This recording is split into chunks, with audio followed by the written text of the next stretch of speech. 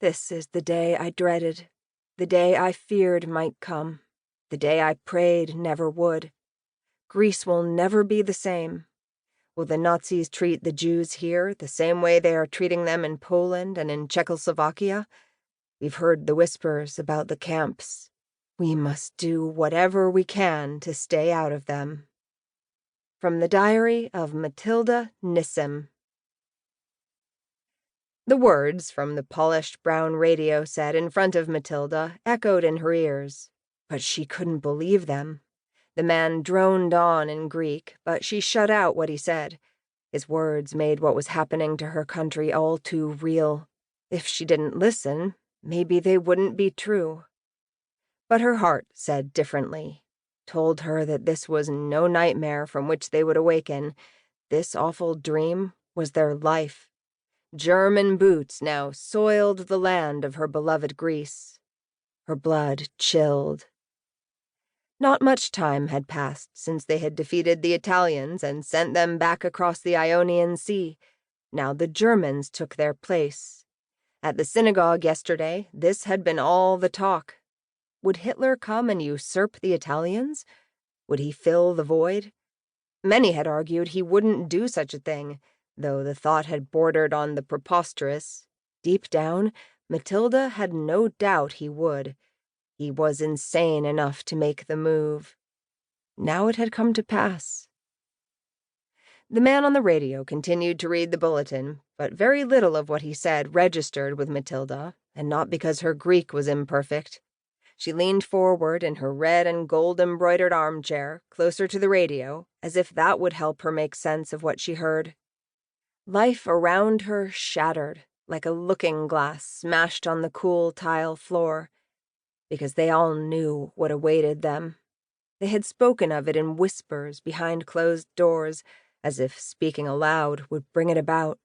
Those who had tried to make themselves believe Hitler wouldn't do this had fooled themselves.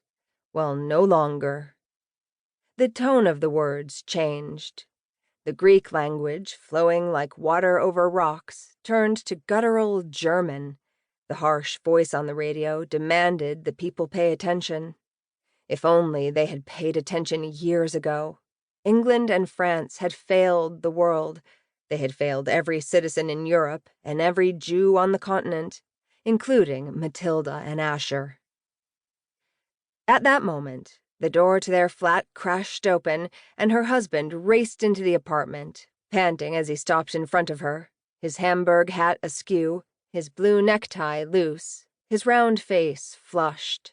"Did you hear? Did you?" She motioned to the radio in front of her. "I heard." Tears thickened her throat. "We have to do something about it.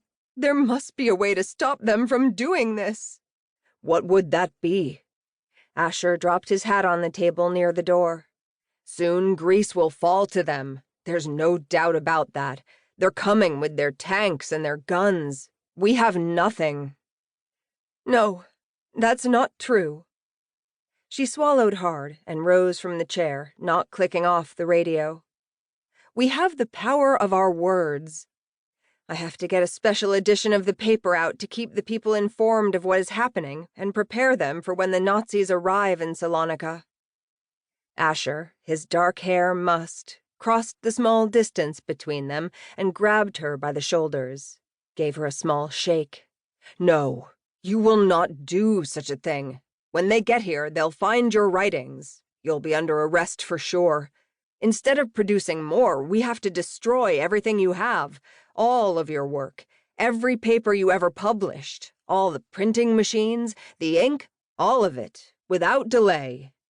"Por favor, don't ask me to get rid of it. It's more important than ever now. How can we call our people to action if there isn't a Jewish newspaper?" "They're going to shut down all the newspapers, both the big ones and the small ones like yours. Do you believe the Nazis will allow you to continue producing such inflammatory rhetoric?"